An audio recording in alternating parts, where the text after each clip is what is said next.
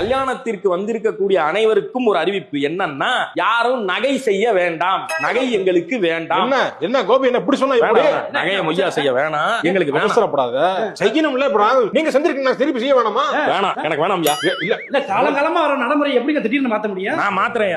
என்ன சபைக்கு மரியாதை இருக்குல்ல? தெரியும்படி இந்த சபை மரியாதை என்ன, உங்க மேட்டர் என்ன எல்லாம் எனக்கு தெரியும். 2006ல 2 பவுன் நகையை போட்டுவிட்டு அதை 2025ல புடுங்குறதுக்கு எவ்வளவு பேர் உட்கார்ந்திருப்பாங்க தெரியுமா? வழக்கம். என்ன வழக்கம்? 2006ல நகை ரேட் என்னையா? இன்னைக்கு எவ்வளவு ஒரு பவுன்? நீ இன்னைக்கு வந்து செய்வ. உன் பையனுக்கு 29 வயசு ஆகுறப்ப நான் வந்து அதை திருப்பி செய்யணும். இன்னைக்கு நகை ரேட் என்னையா? திருப்பி நான் செய்ய மாட்டோமா?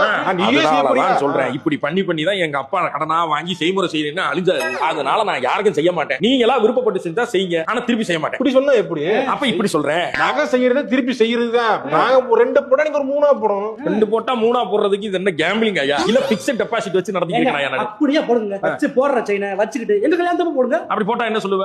போட்டது அப்படியே எடுத்து கொண்டு போட்டுருக்காங்க. ஆமா சொல்லுவோம்ல. அப்புறம் என்ன உனக்கு தர? ஒரு டாலர் போடுங்க, லேட்டஸ்ட் டாலர். எந்த டாலர் வேணா, முருகன் டாலர் வேணா பழனில வாங்கி தரேன். கழுத்துல போட்டுக்கிட்டு நாளை எல்லாம் பண்ண முடியாது. நகை வேண்டாம். என்ன இப்படி பண்ண?